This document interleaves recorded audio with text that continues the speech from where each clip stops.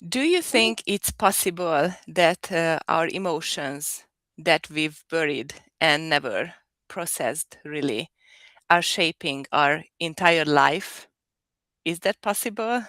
It's absolutely possible. And they're finding more and more evidence of exactly how much influence our emotions, especially those buried, repressed, suppressed emotions, really affect our life. It affects us physically in our health.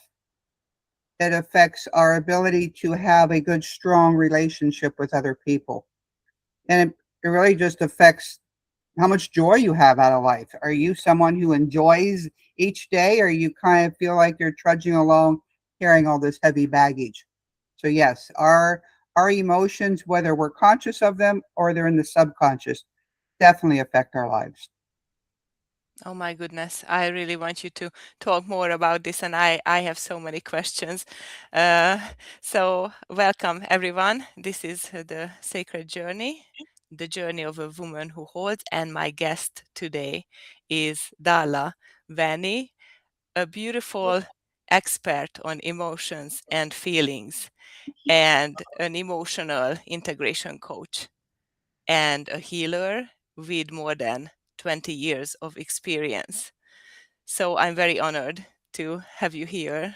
Thank you for being here. And I really am looking forward to this conversation because I have this feeling, I don't know all the evidence that you just referred to, but I have this feeling looking around in the world, around my smaller, closer environment, and even in the past, thinking about some patients, ex-patients of mine, how true it is that you just said. And I really want to explore more about this topic to help the listeners become aware of this and work on it. And yeah, we will talk about what you do exactly and how can you help and how can they help, or how an individual can start helping themselves, just Mhm. in their own home, with baby steps, maybe. Uh, Please, first of all, would you clarify the difference between feelings and emotions? Absolutely. And before I get started, though, I want to thank you for inviting me here to have this conversation. And I'm very in awe of you for this program you're putting together with all these different speakers to help women, people everywhere in all facets of their life. So thank you so much for asking me to be part of this. So, emotions and feelings. Emotions to me are more maybe the biochemical response because our body produces what we call neuropeptides. Okay.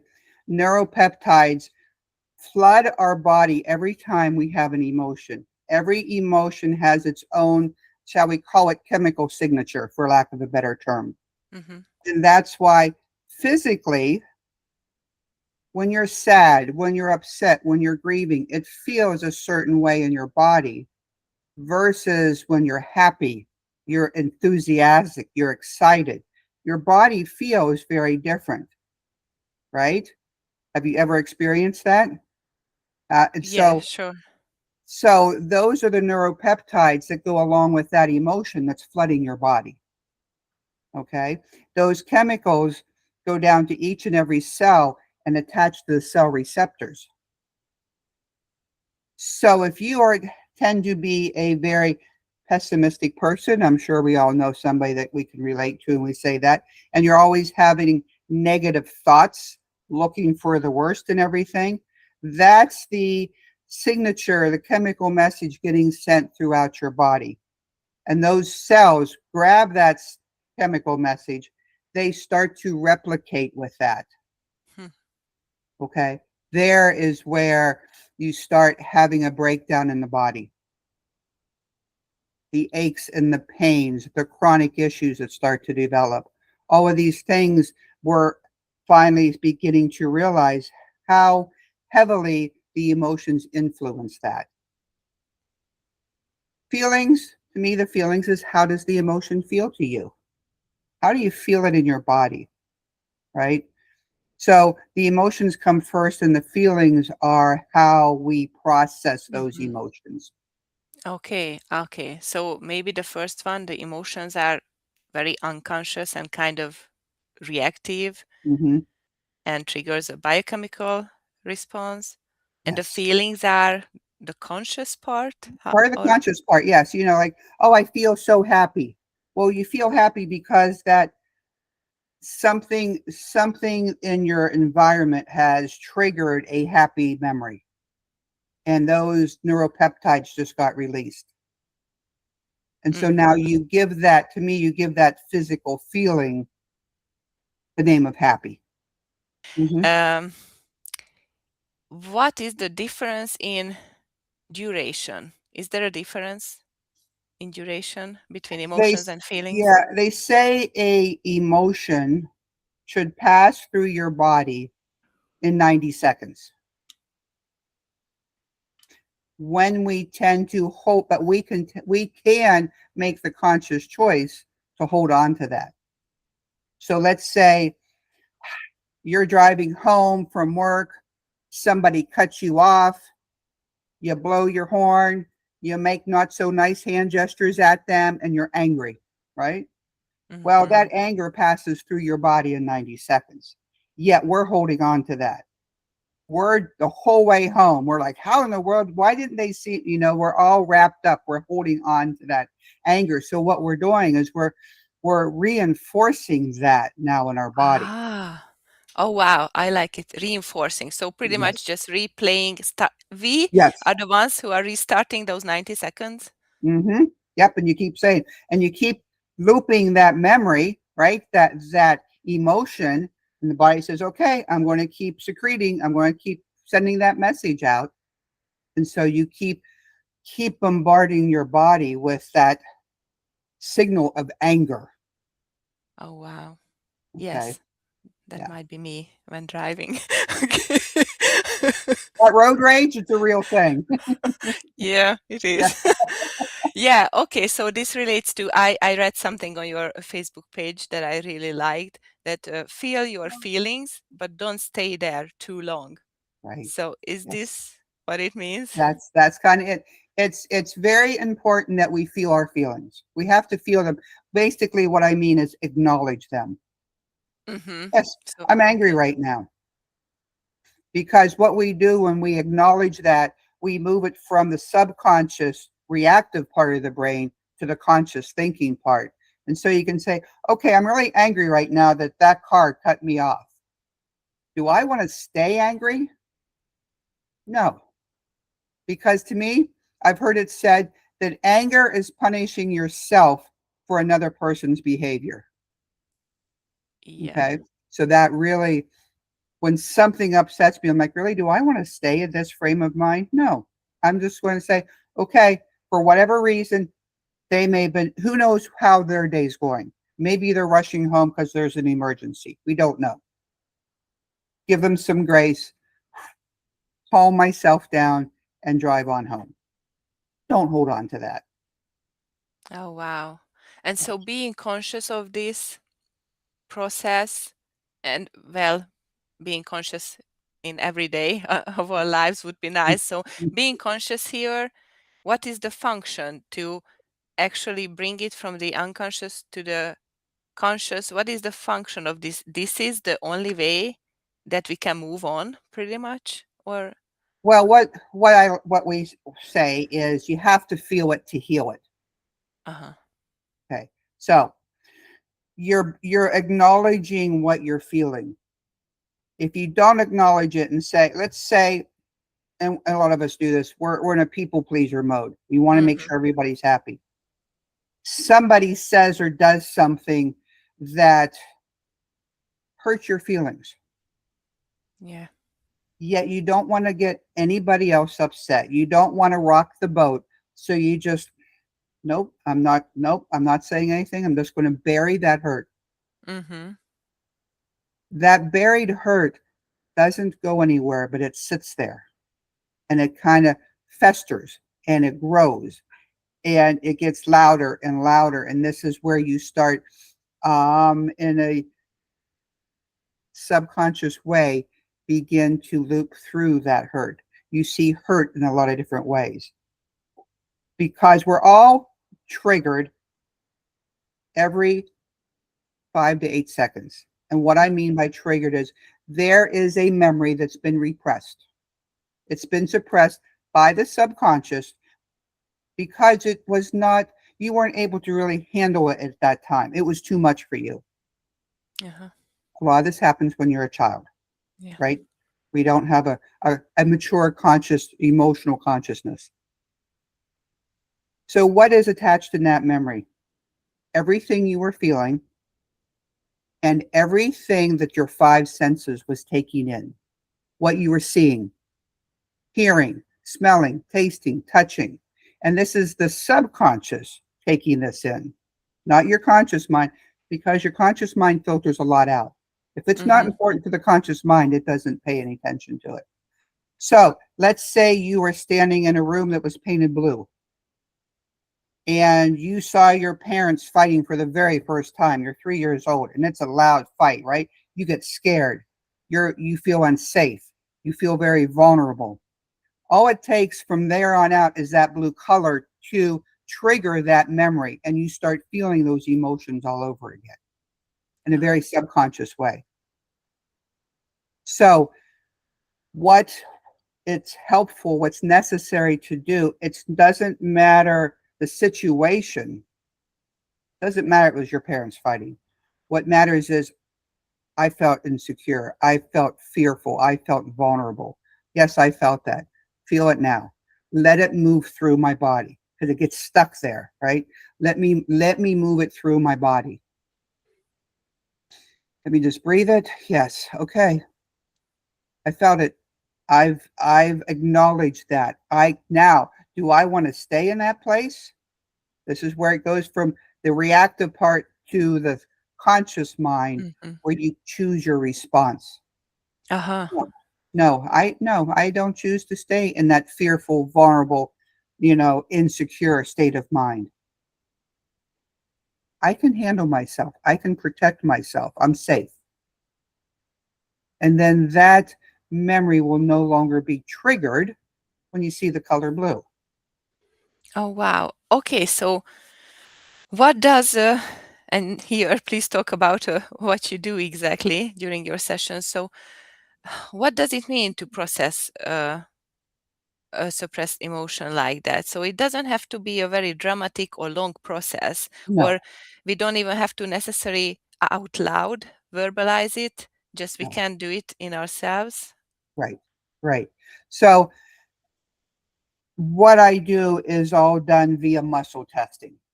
It's not talk therapy. I never ask anyone to relive painful times.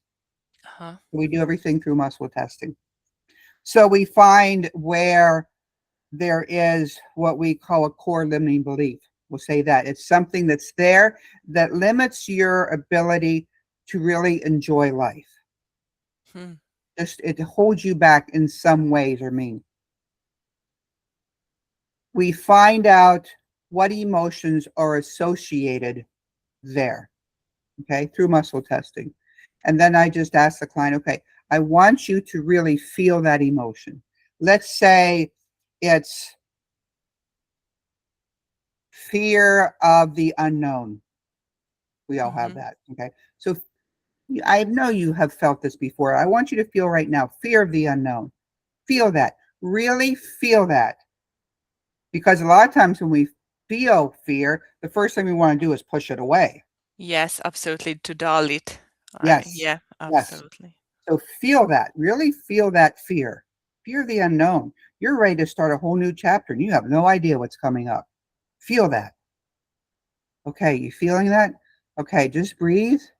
Take some breaths. Just let it settle. Let's let it. So it's the intensity drops down. And now just take a nice deep breath. And with what I do, I don't ask anyone to release or let go of an emotion. Okay, that's Okay. interesting. Because that takes work. We have to keep saying, "Oh, I got to release this. I got to release this." And to me, that builds when there's that mindset, it builds resistance, and you Oh, start judging yourself. I'm not. Why am I not releasing this? What's wrong with me? And then you start getting in your own way because you're building resistance. You're judging yourself, and that stops healing. okay. So, and the modality that I use in the vast majority of my work is called the LifeLine technique. And in this, what we do is we change our perspective on life, raise your vibration, raise your frequency, change your perspective. I like to say I adjust attitudes. I help people to adjust their attitude. So instead of saying, hey, I'm feeling fear of the unknown, is that how I choose to feel? No. How do I choose to feel? I choose to feel confident. And when I'm confident, that feels amazing. That's how I'm choosing to feel. So we're rising above that because, as we know about energy, like energy attracts like energy. Mm-hmm. So here's fear of the unknown. We're raising our perspective, our vibration, our energy to, I'm confident, feeling amazing. I'm up here now. This fear of the unknown, it doesn't match anymore. It just leaves on its own. Okay, so it just fades away It pretty fades much. away. It's like, Uh, oh, no, this doesn't feel comfortable anymore. I'm leaving. I'll go find someplace else that's vibrating at my frequency. okay, so as I understand it, you use or you just be take your client to the past just for those brief seconds to Hmm. find that frequency and to kind of release it or neutralize it instead of dwelling in the past Right. problems and looking in the past always. You just Yes. switch directions and focus on the Right. present and the future. Yes. Now, sometimes, like when we're working with the core limiting belief, what I can do is check to see if it's possible to find out when that emotion started. At what Okay, age, what age? Uh-huh. and we can check whether it was in this life. If the client is open to past lives, we can see if it was a past life. If they're not open to past lives, then we address it more as a generational thing Okay, yes. because, emotions, memories can be passed down generationally. So we look to see where it occurred. And then we kind of say, okay, in this life at 3 years old, you were in an environment of fear of the unknown, right? Your parents, your caregivers, they couldn't help you through this. They did, and we go into chakras and the 5 element theory and everything through this. They couldn't teach you what they didn't know themselves, right? So there's Mm-hmm. no blame or shame to the parents or the caregivers. Yet here you are today, and you're okay. There's no need to be afraid of the unknown. Hmm. So let's accept ourselves today where we are. Oh, wow. Yes. So yes, It yes. feels that you get your power back in that Yes, moment. exactly. Exactly. It's all about reclaiming your power. Hmm. That's exactly what it is. Oh, I love it. Mhm. Yes, that is so. Really love everything, all the methods that help people, but especially women, traumatized women, to step into their own true, authentic self. So, yeah. Absolutely. Absolutely. Oh my gosh. Okay. Well, we will talk more about this and your client's experience because I really want to talk about that. But first, could you just tell about your childhood, especially the emotional environment, how you grew up, and were you a sensitive, intuitive child, always, or something happened and shifted? How did this begin? Well, first of all, let me take a step back even further and let you know, both of my parents were born during the Depression. Mm, Okay. mm-hmm. And that's because, I mean, that's important to me because this is where their whole perspective of life was formed, was during the period of lack, right? Okay. Yes. And that's what shaped my childhood because, of course, they carried their memories and their beliefs into the family that they started. right? We all do. So here they are. Their beliefs were life is hard work. And it wasn't just theirs, it was the whole generation. Yes. Life is hard. You have to work hard. That was very instilled in me very much. Nothing is certain. Hmm. You can have something and it can be taken away in an instant. Wow. So you're always, and the relationship around money, of course, was very, it was always a very fear-based relationship with money. Money was something you had to chase. You had to work hard to get, right? Yes. Your value depended on your bank account. That was what determined your worth. Oh, wow. I never Yes, thought of that, that whole generations were yes, influenced by that. yes, Yeah. yes. And my parents were very instilled upon us that no matter how well you did, do better. You always Oh, have to do better. So even if it's perfectionism. straight A's, you should have done better. You know. So, Okay. and it was also a very instilled responsibility to take care of other people, to help other people. Yet it was kind of convoluted because at one point we were taught to help other people, yet accepting help or assistance from another was a sign of weakness.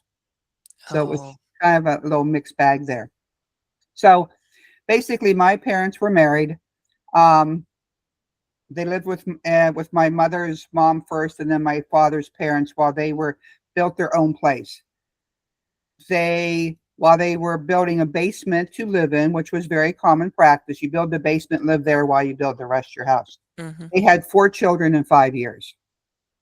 Not Okay. me, four Oh, others, wow. my 4 older siblings. So things were tough. Okay, it was a very hand to mouth existence because dad worked full time, mom was a stay at home mom, 4 children to support while they're also trying to build a house. Took them quite a few years to get the house built. We moved in. They moved into it a year later. I was born. So there's like 8 to 13 years difference in ages between me and my older siblings. Hmm. So I was almost an only child. Kind of it. That's kind of Yes. how it felt, right? Yes, I get it. And while my older siblings did their best to include me in things, usually because mom said, take Darla with you, Uh-huh. they really couldn't relate to me because they were older than I was. So I was really kind of alone in the house. And while they were at school, mom would often send me outside to play, and I wasn't allowed back in the house. If anything came up, I had to go knock on the living room window, or the dining room window. She'd come say, "What do you want?" And I'd tell her, and she'd tell me what to do. I remember one time I was probably 3, 4 years old. I was outside playing on the swing set, and I fell and I split my lip, right, and it was bleeding, and I was scared and it hurt. So I ran up there and I knocked on the window, and she came over and she said, "What?" And I pointed to the blood. She goes, "Oh, you're fine. Just go rinse it out with the hose." Uh-huh. So Uh-huh. it Oh. wasn't. We didn't have. It wasn't an emotional family. Right? We didn't show sadness, pain, or hurt. I remember my mom and aunt saying frequently, "Don't wear your heart on your sleeve." Hmm. Right? So That and being that tough. was right. Be tough, you know. But that was the environment that they had grown up in as well. So um, that was kind of the setting. And then I think it was probably right on the cusp of 6 to 7 years of age. I was walking back in my parents' bedroom because dad had come home early from work for some reason. So I was going back, and there was my mom sitting on the side of her bed crying. It was the very first time I'd ever seen my mother cry. And I was like, what happened? Hmm. And so my dad took me because he was just standing by mom. He took me and walked me out, and he said, "Your mom just found out her sister died." Well, I knew my mom's sisters was my aunt, so I was trying to figure out which aunt had passed. And he said, "No, no, this is another sister. She lived clear across the country. I didn't even know she existed." Hmm. And he said she died. She was in her 30s. She had gone out with her husband, on a date to go dancing, and she basically dropped dead on the dance floor from a brain aneurysm. Yeah. Right. So we get through that. 9 months later, here's my 6 cousins moving in with us because my uncle, their father, had been murdered in front of them. So they lost both parents in 9 months. Oh One my from God. a brain aneurysm, a sudden death, and the other one murdered in front of them. Oh. So here are these 6 children that I had never met, never knew existed. The oldest was in high school. The youngest one was just over a year old, coming and moving in with us, right? And it was very mixed emotionally for me because, for one, I was excited because now I had people my age in here, to my family, to play with. I had company, right? Yet it was also the trauma they carried with them. I had to respect what I couldn't really, even at that age, get my mind around what they were going through. Yes, sure. Right. So mom and dad ended up adding on to the house to make room, because at one point we had, I think, 4 high school girls sharing a bedroom. It wasn't working out. Okay. So they added on to the house. Um, and it was, we all did our best to make it a blended family, Hmm. but there were a lot of bumps and stuff along the road, right? Some, I mean, surprisingly, the cousins really, I mean, they've done amazingly well, because at that point in time, this was in the 60s, you didn't go see a therapist, Yes. Yeah. right? You just dealt with whatever life threw at you, and you muscled your way through. Um, After we added on and moved out into that part of the house, my younger sister was born. So there's 10 years between her and I. Oh. Um, so again, we were making a blended family. Then when my sister started school, my parents became foster parents and started taking in foster children. Newborn to 2-year-olds is where they really focused on. We would get teenagers, but newborn to 2-year-olds. Trauma. That's when I really became aware of the trauma that children go through. No. Right? And to me, I mean, there's 2 types of trauma. Some people refer to it as a big T, little t trauma. Yes. Yeah. I really don't like that name, because it sounds like one's bigger than the other, right? To me, it's the obvious trauma, Hmm. and then the not so obvious trauma, the ones that you would miss if you weren't looking for it. So of course, the obvious trauma is abuse, neglect, right? That type of thing. The other trauma is an emotional need that's not being met. So to me, when I was 4 years old, knocking on the window with a bloody mouth, and my mom said, "I'll just go rinse it out," I was traumatized Yes. Yes. as a 4 year old. Because I can still, even to this day, remember what that felt like.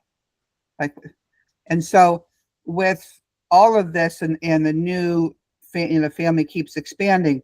To me, I went from being an only child and getting kind of a lot of attention to getting none, Yes. because of course my parents had to focus on bringing the cousins in and blending them with the family. And you know they went from a family, my oldest brother had already left, he was in the service at that time, so we had 4 children living at home, and here came 6, so we more than doubled the size of our family overnight.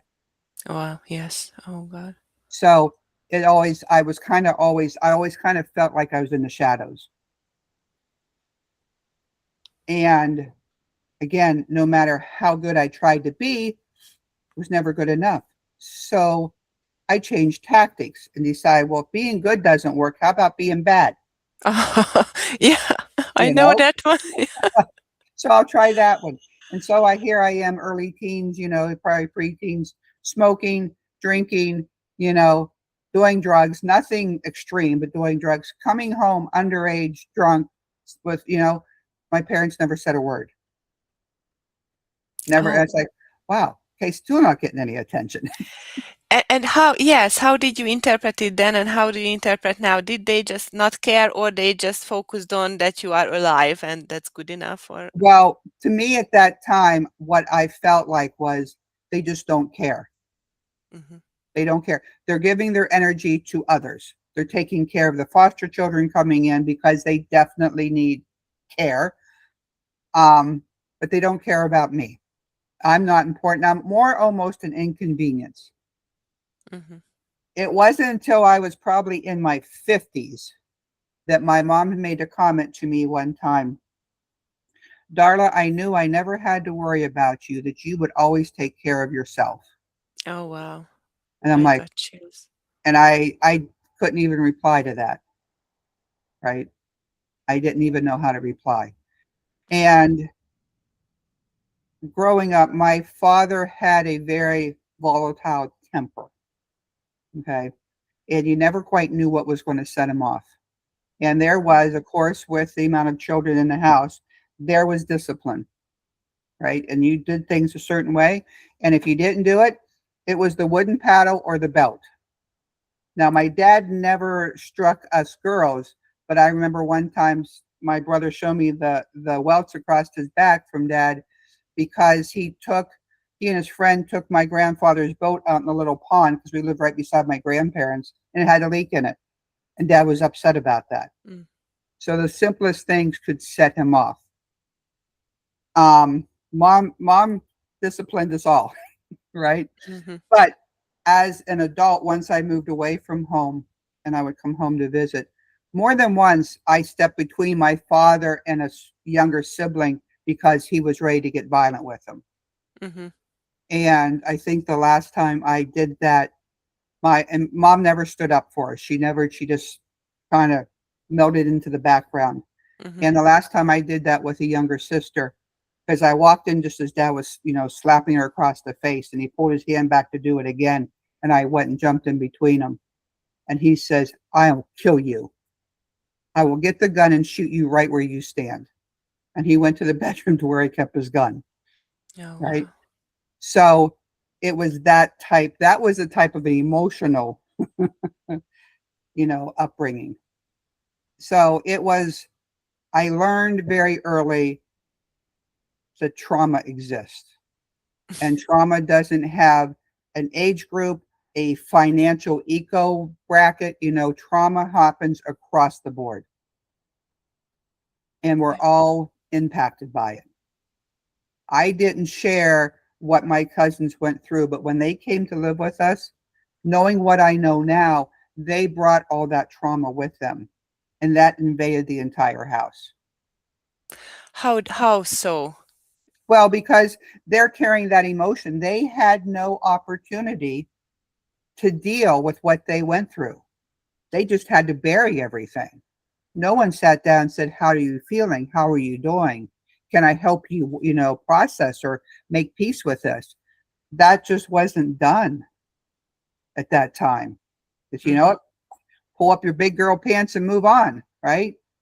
Mhm. So they carried that trauma with them. And we all know that had the experience where you walk into a room and nobody's saying a word, but they were just arguing in there because you pick up on that energy, Yes, you feel right? the energy. Yeah. Yes. So they came and they didn't do it intentionally by any means, but they came carrying all that trauma with them.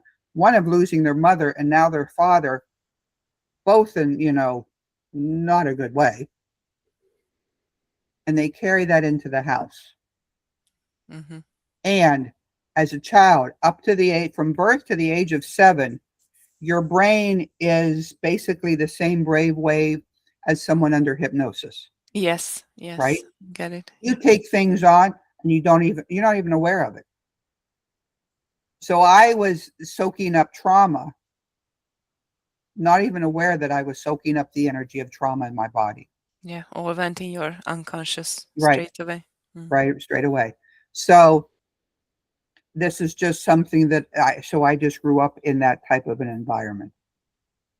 But I also knew I had to just buckle down, move through it. Can't complain, can't make an excuse, just get on with life. If That's what they could do it, I certainly could do it. that's how you felt then. Yes, Uh, yes. and Yeah. how did it shift, or how could you just become somebody who works with this topic and Well, heals probably, people? yeah, probably by, you know, experiencing it myself. I have empathy for people going through that. I remember When my parents were taking in foster children, we got a lot of babies. At that time, if a mother was giving her child up for adoption, the child left the hospital and went to a foster home for 3 months because the mother had to sign away her rights 3 times. Um, so the newborn would come live with us for 3 months. And then at the age of 3 months, we just had to turn him over to a stranger. The social worker would come take him, and we would never see or hear from him again. So of course you're getting attached to a baby as you're caring Yes. for it. Our very first foster child we had was a young boy, blonde curly hair, cutest little boy. He had been in foster care for a while. The lady who had him was retiring. He came to live with us. He was then being given back to the mother. And it was only the mother wasn't doing anything wrong. What it was, she was a young single mom. She was going out to the bars at night and she was taking him with her. And Oh. so CPS, okay. So she came out, she was granted to have custody back. She drove out to our house. He's about 2, a little over 2 now. The stranger danger period had set in, right? And mom says, Darla, I can't do this. You have to do it. So I picked him up. I took him out to this woman who he basically had no memory of. Oh my gosh. He's wrapping his arms and legs around me, screaming as I have to pry him off to give him to his mother. And it broke my heart. And then the mom took him and moved out of state, and they lost complete contact with her. So we never knew what happened to him. Right. So having the children come be with us, we nurtured them, we cared for them, and then we had to let them go and lose all contact. It was like one heartbreak after another, because my parents, I think, had about 75 foster children they took through their home. Wow. And It, we had teenagers come and live with us for a while. Some of them even still stayed in touch with my parents when they were still alive. But the babies, the infants, we lost touch with them. mhm. So it was like giving away a little bit of your soul every time they left, right? So I guess because it was so instilled with me to always help out other people or others. I went not to people. I started with animals. That's where I kind of focused on was animals at first. Okay. Animals Well, somehow felt safer to me. I don't know. So, and they didn't have any ulterior motives. They were just pure of heart. And so I started rescuing dogs and horses and um, kind of went along that route and just knew that I had to take my experience and do something positive with it. That's how I was going to integrate it, was to oh do wow. something positive with it. And so that's what I did. Yeah. Oh, and how old were you then when you realized that this is your calling to transform that trauma into healing and gifts for others? Yeah, I probably actually started with it really in my 20s, Hmm. 18s, early 20s. Because at first, actually, I went to college for a computer science degree because what I wanted to do was my interest lay in education, especially children who didn't learn the traditional classroom setting way. Hmm. Now, this was back in the early 80s. Okay. It Wow. was just kind of getting started. So I went through college, got my degree. Really, it was almost too new of a field to find a job in that. So I went in to do other things using my computer science degree, other fields, other industries. Was really getting really tired of it, mainly from the politics of working in corporations, right? Uh-huh. There's always the politics. Really wanted to do something that fed my soul. So I knew it had to do with animals. I had to be working with animals. I wanted to be working outside. I didn't want to be cooped up in an office. I found out through my vet, because I had horses at that time, that there was a local school starting to do equine massage, to learn equine massage. Oh. So signed up, did that. Working full time, going to school, did that. Um, then as I went through and got certified, I cut my hours back at work to build my business doing massage work. was trying to figure out how to make that break because I carried the insurance for the family that was a steady income because my husband had his own business. Here was a steady income, right? It was a little hard. Well, then I got downsized. Okay. Choice was made for me. I Uh-huh. had kept it, right? And so then I started my equine massage business. And so I started doing that. And that's how I was working with a lot of competition horses, but I was also working, I did volunteer work at one of the places that had therapeutic riding. So I go work on Mm-hmm. those horses for free. Or if, somebody had a retired horse or, something like that, I would go work on them just to help, you know, give back to the horse who had worked so hard all of his life and now was just a little too old. So, Oh, yes. that's so nice. So I did that. Yeah. So that's kind of how I got started. However, as I was doing this, again, I had been really brought up that you work hard. Work, you live to work. Work is your life. You put everything into your job. I did that when I was in the corporate world, many, many hours to the sacrificed any kind of private life for work. I was kind of starting to do that a little bit with my own business, and I was worn out. I just like it was a struggle to put one foot in front of the other some days. So I found out about an acupuncturist that Mm-hmm. had been um, generational acupuncturist. Dad taught son, dad taught for many Yes. generations. So he really, knew it. And I didn't want to go see an allopathic doctor because I knew their solution would be to give me a prescription. And Yeah. I wasn't doing that. So I went to see the acupuncturist for a consultation. He was doing that, doing the evaluation. And after he had done everything, he kind of sat back and looked at me and he says, "Are you still working now?" And I said, "Well, yeah, I'll go to work once I'm done here." He said, "Okay, I want to tell you something." He said, "Do you know about chi?" And I said, "Basic. Basically, I have an idea of what it is." I had been working with a uh, veterinarian who did acupuncture, so she had been kind of explaining Mm. things with me. So, and what I'm going to say is my interpretation of what he told me. So if I'm wrong, that's on me, not on him. Okay. But what he said is there's two types of chi that we have in our body. One renews and it regenerates, and we do that by our lifestyle, right? By the way we eat, fresh air, all that kind of stuff. The other one I interpreted to be life force. This is what Mhm. we're born with. We have a set amount, and that's all we get. And he says to me, "You're tapping into that now. Mm. You've used everything up. It can't regenerate fast enough. You're tapping into your life force. And when that's gone, so are you." Oh, wow.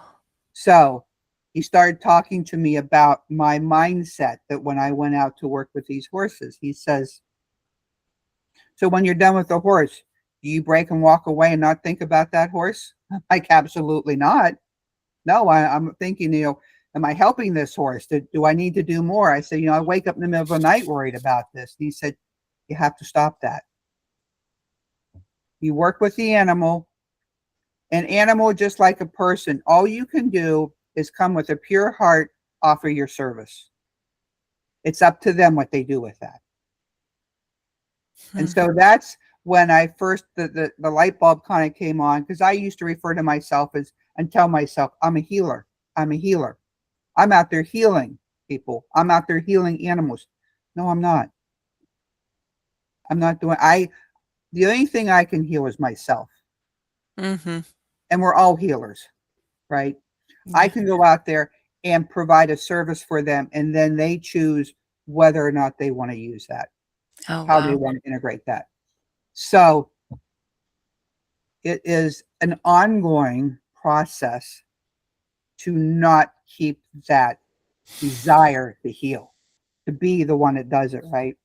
I was at a event not long ago, a lady who talks to the spirits, those who have crossed over, right? I went to talk to her and she said, "I have a message from your father." I Mm. said, "Okay." And she said, "Emotions kill." I'm like, yeah, I know that. She says, no, Darla, emotions kill. I'm like, okay. And I thought, is that my message from my dad that that's what he died from because he buried his emotions Mm. instead of, I thought, no, that doesn't feel right. And I just kind of, next morning I wake up and the first thought in my mind is, you're going to kill yourself by staying attached to all the people you're working with. Oh, oh. Doing it again, right? So again, I have to kind of step back. Step back. How can you do that?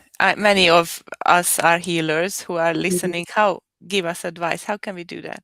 So all I do is when I go to when I work with a person, like if I was working with you, I make a heart to heart connection. To me, I envision like a thread, a silver thread from my heart chakra to your heart chakra. And I have the intention that only positive healing energy can cross that thread. Yes. Okay. I can only give you positive energy. I can only receive positive energy from you. Mm-hmm. When I'm done, when we're over, I cut the thread. Mm-hmm. And I say to myself, may the light and love of God shine down upon us. May our healing continue as we move throughout our day. Hmm. So you Okay. kind of don't carry the Right. responsibility with Right. yourself anymore. Right. And then at nighttime, before I go to bed, I have a thing where I say to myself, I recall all of my energy that I've given to others. Mm-hmm. The energy of others that I've taken on, I return to them. And then I say the same thing in the morning when I wake up. Because to me, dreaming, I'm traveling, right? I'm giving my energy away even in my dreams. Yes. So I say the same thing then as well. Yeah. That's beautiful. Yes. Yeah. And you have to be very conscious. You have to be Kind of. very conscious. Yes. It's a conscious ritual Yes. to help you. Yes. And even during the daytime, I'll start thinking about a client. Maybe I might, nope, not now. Uh-huh. So kind of you have to compartmentalize here Yes. too. Yes. Yes. So I can set up, 15, 30 minutes of time where I'm going to look through what I could do to help this client. That's the only time I do it. If I wake up in the middle of the night, I'm not thinking about that, which is what Mm-hmm. I used to do. Yeah. And what I catch myself doing now, like, no, no. Now, if I have an epiphany, like, oh, yeah, I might write that down, but then I Mm-hmm. let it go, Okay. right? Yeah. I'll think about this tomorrow, right? Wow. Yeah. Yeah, I love this. It's so important, I think. So this is Mhm. pretty much one way to deal with emotions, also to distinguish between what is yours and what is Yeah. not yours. Yes. Yes. Mm-hmm. Yeah. Oh, wow. Absolutely. Uh-huh. I have so many questions written down. I'm just cheating here. It's okay.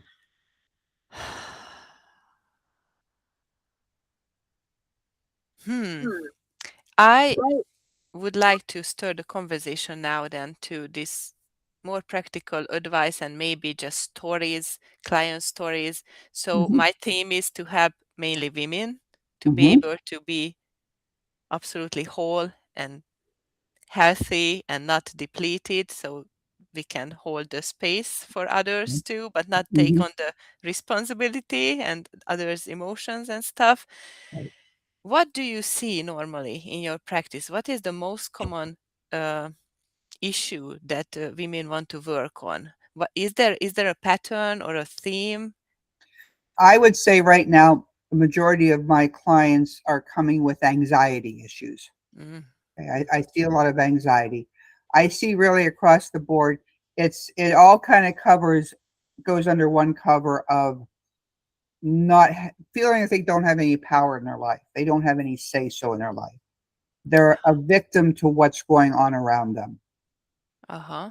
It's Oh very wow. much a victim mentality. So it can be started by different things, right? Different experiences they've had. So my approach may be a little different, but my end game is all the same, Hmm. is to show them, to get them aware that they can own their own power.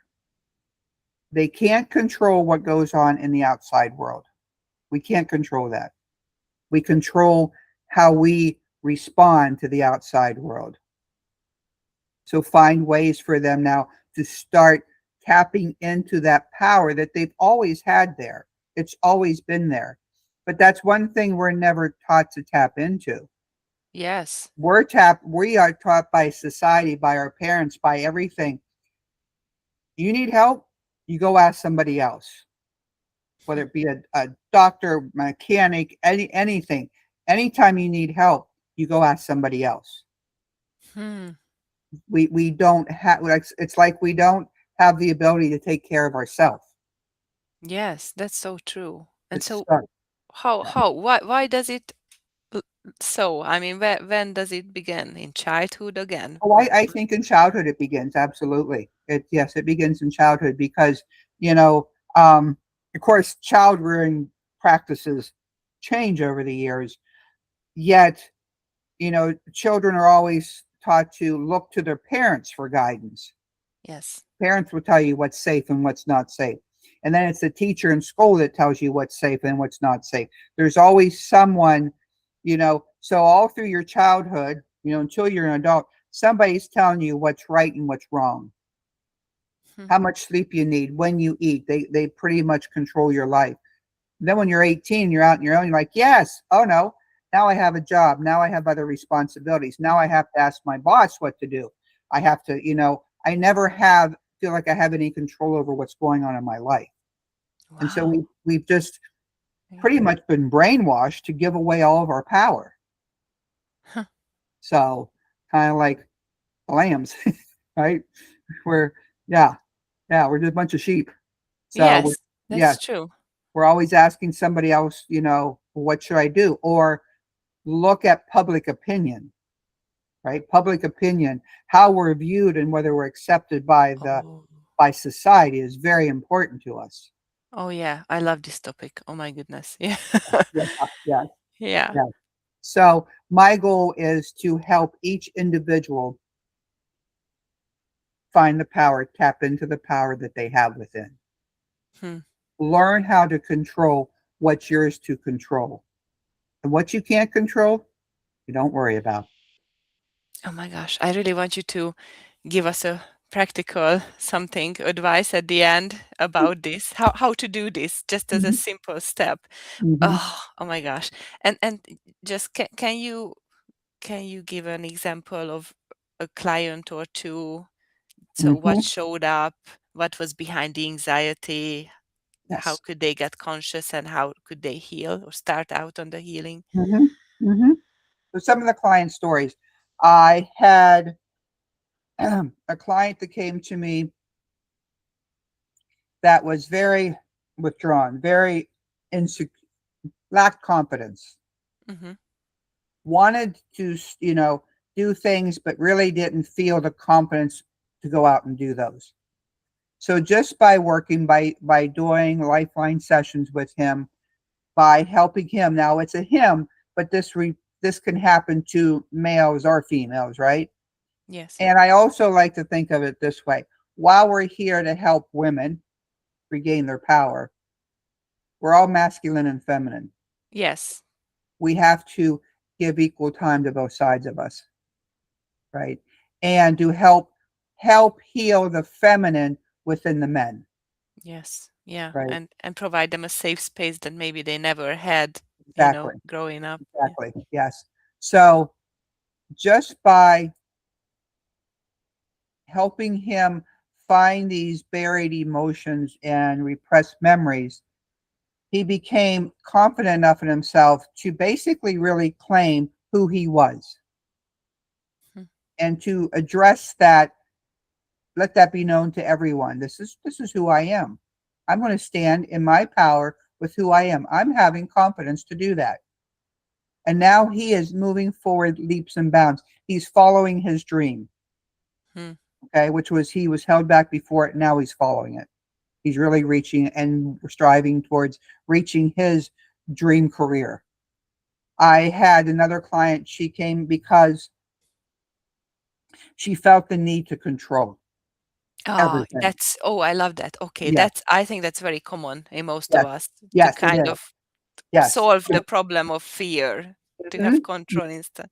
Yes, control things. And so we walked through that. And what she realized was she wasn't necessarily trying to control everything. She actually had high anxiety. Mm-hmm. And by keeping things under control, she could keep her anxiety at bay. But then she realized her mother did the exact same thing, right? So that was something she had learned from her mother without even being aware of it. So we worked through that and how really to come to an understanding again that we can't control the outside world. We can control ourselves.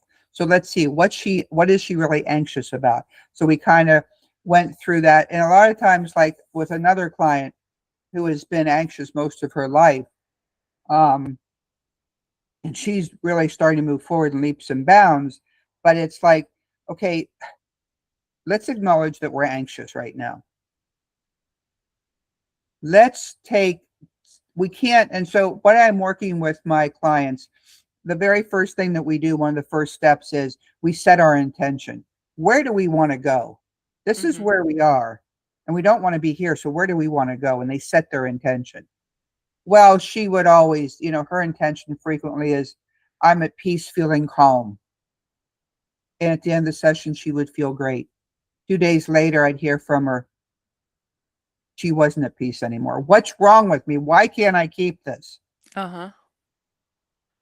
So I said, okay, right now you're anxious. You want to be at peace, feeling calm, but that's too big of a leap for the subconscious mind to make. Yes. Your nervous system and subconscious can't make that big of a change. So can we go from anxious to worry? She's like, what's the difference? And I said, anxious is you're anxious about everything, life in general.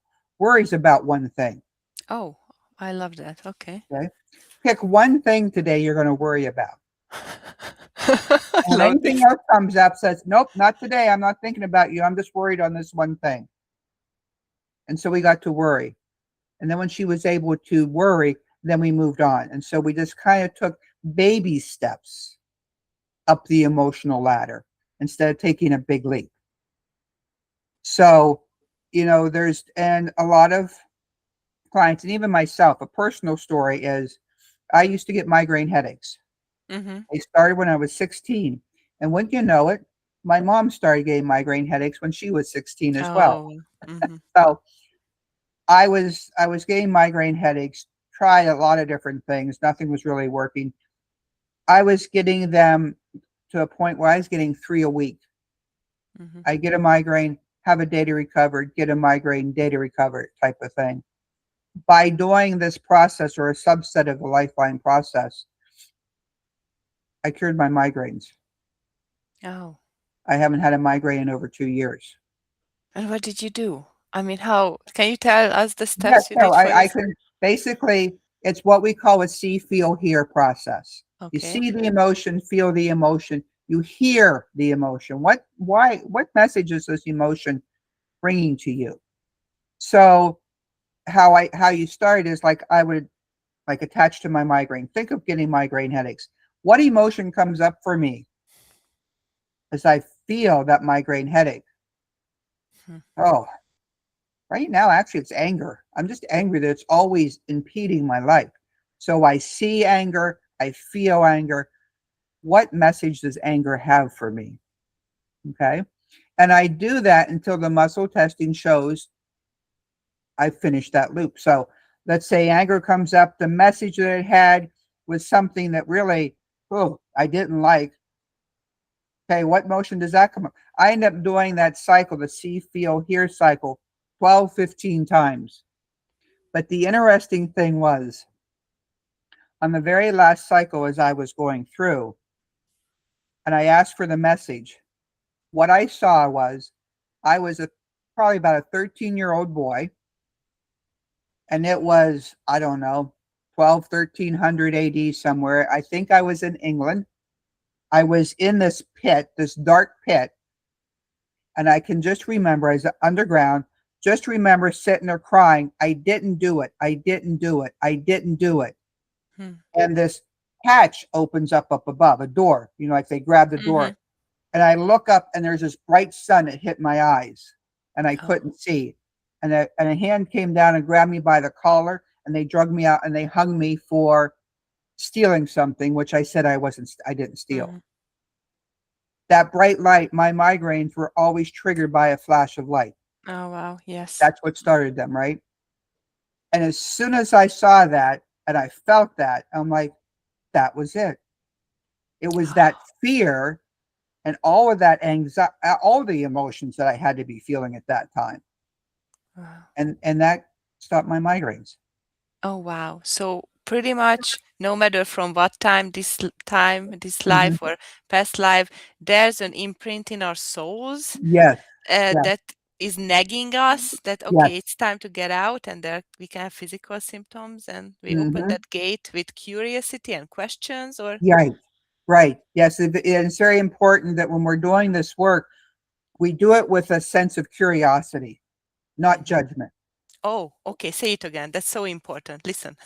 That we do it with a sense of curiosity, not judgment. Oh, yes. Judgment creates resistance. Resistance stops healing.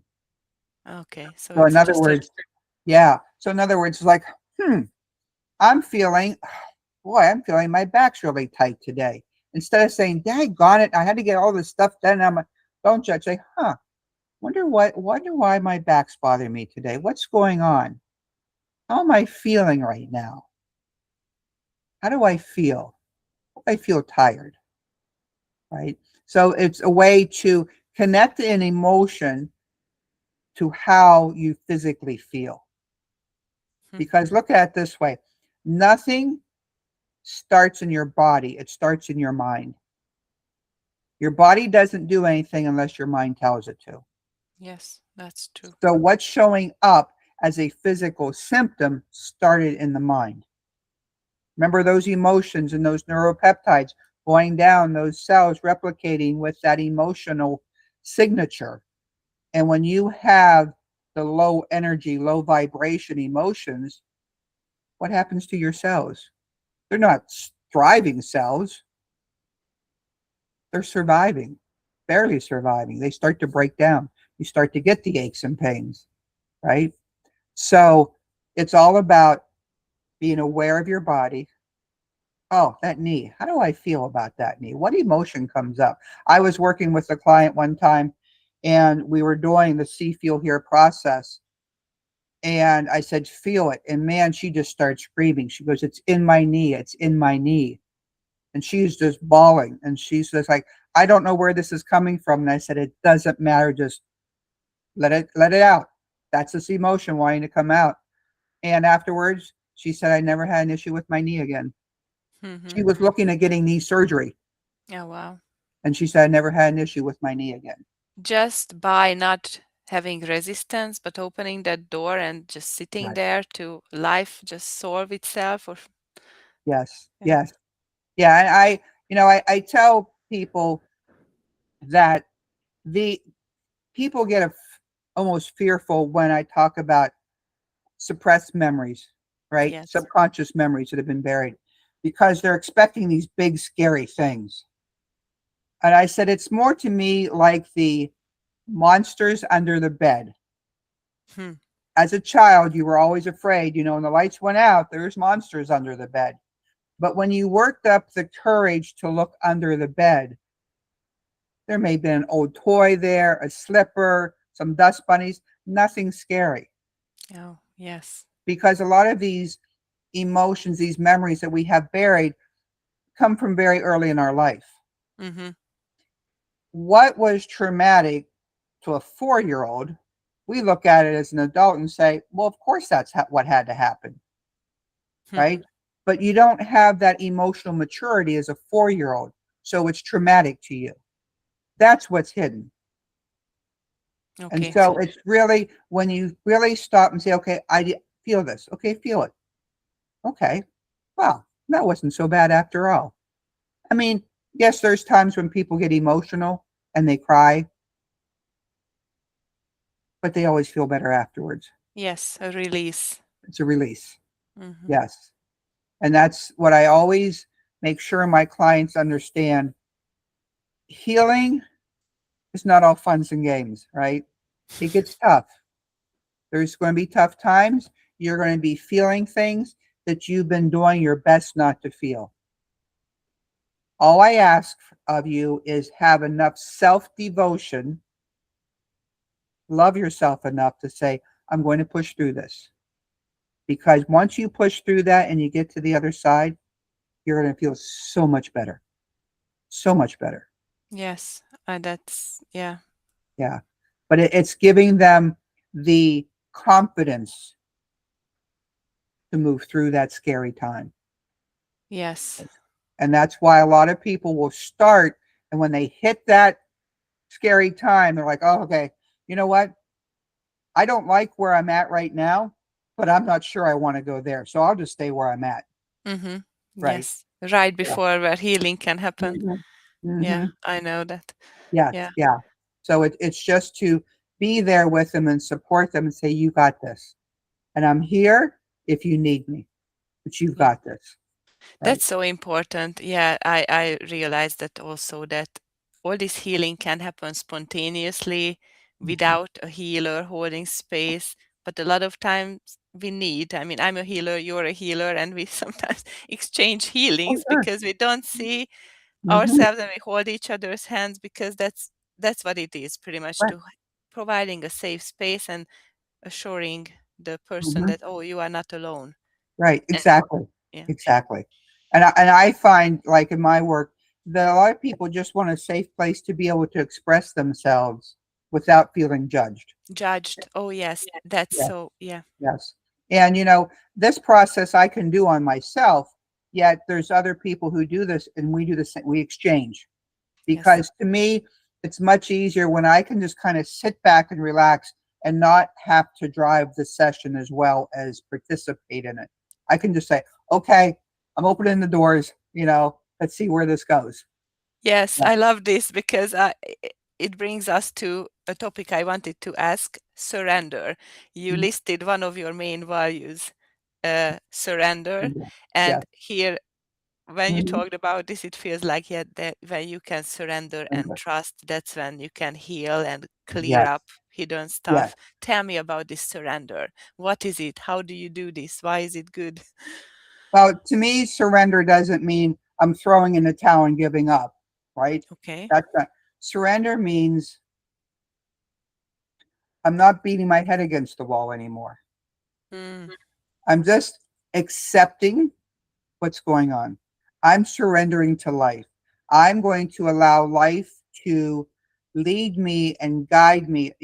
Whether you call it life, you call it God, you call it source, you call it the divine, the universe. Don't fight it. See where it takes you. mm, Have an intention of where you want to go, where you would desire to go, and then let it lead you there. mhm. So to me, it's not about planning. It's not like getting out GPS and planning all my turns and twists and stops. It's about, here is where I am. This is where I want to be. Life's going to get me there. Mm. So And this just, trust. yes, just focus and really focus on where I desire to be. Feel it in my body. Think like I'm already there. Really imagine I'm already there, because the body and the brain doesn't know the difference between imagination and reality, right? So use that imagination. Use the imagination like you're already there. And you know what? Life will get you there. Mhm.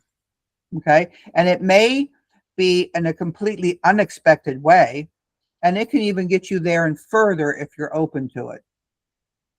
Oh, yeah. So just finding that place where you are so soft and flexible to be in the Hmm. flow of life and Hmm. co-create, like you have an intention, but also at the same time trusting Right. deeply. Right. Right. So, like when I envision my future, I don't envision the, how can I say, the logistics of it. Hmm.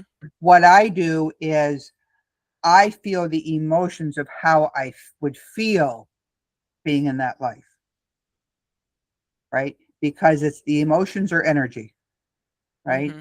And energy, the universe, life, God responds to energy. You don't get what you want, you get who you are, Ah, yes. right? So be the energy of who you desire to be. Be that now. Mm-hmm. And that's how you become it. Oh, I love it. Yes. Yeah. Oh. So, of course, it's easier said than done. It takes consistency, it takes awareness, it takes, constant attention. But the more you do it, the easier it does become. Mm-hmm. Repetition. Repetition. So it's like a Repetition. habit too. This Yes, it's like a this habit, is. right? Mm-hmm. Catch yourself like, no, that's not who I am anymore. That's the old me. This is the new me. Uh-huh. So it's a continuous consciousness and Yes, choice. yes, Eh, yes. And I think to me, healing is a lifelong journey. Yes. Oh, You know, yes. I don't think I will ever be healed until I take my last breath. Yes, but you are always whole, maybe. But I'm always whole. Yes. And the other thing is too that I caught myself in this cycle, and I sometimes catch clients in it. I have to heal. I have to heal. I have to heal. I need to do more. It's like, no, enjoy it. Take Hmm. your time. Enjoy where you are. And then when it's like, oh wait, okay, I'm starting to notice a behavior here. I don't like that behavior. So let's work on changing that behavior. Hmm. Okay. And then okay, I changed that. Oh, that's really nice. Look at that. And I kind of float along a little bit. Then like, oh, something else pops up that gets my attention. Oh, I don't like that either. Let me see what I can do to change that. So it's a gradual process, slow, consistent baby steps. That's how you tell the nervous system and the subconscious mind you're safe. Hmm. It's okay. You go at it too hard, too fast, you can make some progress until the subconscious says, oops, oh no, we're getting too far away from our comfort zone. Boom, we're going right back there. And you Mm-hmm. start finding that you're falling back into old behavior patterns, right? Slow, consistent. Let the nervous system and the subconscious know it's safe. Gentle changes, Hmm. gentle changes, right? Yeah. It's so important to know that there will never be an end point where we Exactly. can just relax, sit back and do nothing. So it's like life to try to Mm-hmm. improve ourselves, not Mm-hmm. judging ourselves, but be aware and yet enjoy the process on the Yes. way. Have fun with it. I mean, to me, life's all about having fun. It's about enjoying yourself. I mean, why am I here to be miserable? No, I'm here to have fun. And so, even when things are feeling a little yucky, I'm going to find a way to have fun with that. Yes, I Right. love it. Yeah, I read that you wrote that you live your life by this, that Hmm. live life to the fullest, finding joy in every moment. Yes. And I love it. But how Yeah. do you practically find joy, in every moment? Or, Well, it's just like, to me, a lot of it has to do with expressing gratitude, okay, I love that. right? I'd be honest, I hate house cleaning. Okay. I'd rather be Me too. outside any day. House cleaning, ugh, but it's one of those things that, needs to be done. So when I'm cleaning house, I used to sit there, oh my goodness, and moan the whole time and grumble. Now I'm like, oh, look at all this beautiful house I have. Look at all this beautiful furniture I have to clean. I want it to look the best. I want it to look as good as I feel about it. And so of course, a lot of times it helps if I turn the radio on to some, good music or something that motivates me. And so, and I also say, when I'm done doing this cleaning, I'm going to go do XYZ, something I enjoy doing. So I have a way to reward myself. But I go through there, and the whole time I'm doing that, I'm talking about how much I love my house, how much I appreciate everything in my house. And isn't this fun? Isn't this fun? And so I just try to have fun when I'm house cleaning. whether I'm dancing while I'm house cleaning or playing with the animals while I'm house, I just make something out of it to have fun. I love it. Yes, Yeah. I will try that because I hate chores. Yeah. I love Yeah. this. Oh, So thank you. that's to me has been the secret. And even, you know, of course, when you get some bad news or something bad happens, you can't instantly find joy in that, right? Yes. It's just not. It can be an overwhelming. So, just you sit with it, you acknowledge it. Like, yes, I'm really feeling let down. I'm feeling disappointed. I'm feeling grief. This is how I'm feeling. I'm going to feel it right now. And that's okay. It's temporary. Mhm. Everything is temporary. I will figure out a way to find joy in this. I can't do it right this moment, but I will figure out a way to find joy in this. And then you just go from there. Be gentle with yourself, right? That's one of the lessons I've learned and work on is to be my own best friend instead of my own worst critic. I love this. That's So a very good advice. yeah, yeah. So to talk positive to myself, right? To encourage myself, not criticize myself, to say, well, that didn't go the way I intended. So how could I improve next time? Okay. Then let it, stop thinking about it. Next time, see if you can do better. So, don't keep, in that cycle of all the things you've done wrong in your life. Yeah. So positive thinking, talk positive to yourself. I love So this, but yeah, not the delusional, but acknowledging the feelings and acknowledging, right. reality. Yes. Yes. Acknowledging. I, I love this. I wanted to ask you what is your practice that you could recommend, but this is a beautiful practice. Or is Well, there anything else you would like to share no, I mean, about? I think, right, that really to get it started, and this is really something you continue, is really be aware of how you talk to yourself. Mhm. Most of us, we criticize ourselves. Well, that was stupid. Why'd you say that? Why didn't you say that? Why'd you do this? Why didn't you do that? Instead of saying, instead just say, give yourself the grace and compassion you would to your best friend or to a small child, even, Oh, because a lot yes. of this reactive behavior is coming from our wounded inner child. Show it some compassion. Show yourself compassion. Be patient with yourself. Just do your best to learn from your behavior. If you keep repeating the same thing over and over and over again, then there might be a problem there. But if you make a mistake, that's how we learn, Hmm. right? Would we have the light bulb, if Edison was afraid of making, didn't want to make a mistake? No. We have to make mistakes, right? All great inventors made many, many, many mistakes, but they learned from each one. That's what we can do too. Oh, We're the wow. inventor of our life, right? Make a mistake, learn, improve, carry on. I love this. So Okay. much beauty and wisdom in your words. I really love this. And this is a beautiful closing. But if you would like to add anything else, any good advice besides this to women who are struggling right now, or even to your past self, what Right. would you say? Right. I would say to anybody struggling right now, be patient, right? Be kind to yourself. Be gentle. What I suggest, learn to use your breath to calm yourself down, right? Just breathe. Your breath will always bring you home.